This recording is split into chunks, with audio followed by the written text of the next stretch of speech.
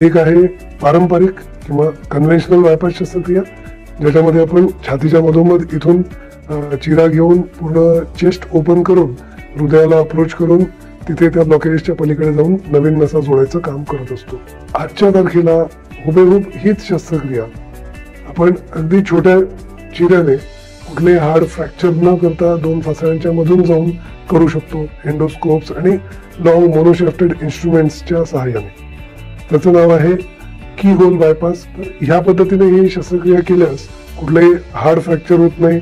Hard fracture न झाल्यामुळे रिकव्हरीला जो 2 ते 3 महिन्यांचा अवधी लागतो तो लागत नाही. त्याच्यामुळे अर्ली रिकव्हरी, रिजनल एनेस्थेशिया टेक्निक्समुळे वेदनारहित शस्त्रक्रियेचा अनुभव आणि पूर्णपणे छाती न उघडल्यामुळे जो संसर्ग किंवा इन्फेक्शनचे चान्सेस किंवा ब्लड लॉसचे चान्सेस खूपच कमी होऊन जातात. यामुळे जर या पद्धतीने जर शस्त्रक्रिया केली तर पेशंट्स खूप लवकर रिकवर होतात आणि लवकरात लवकर आपल्या नॉर्मल दैनंदिन कामांना रुजू होण्यास पात्र होतात.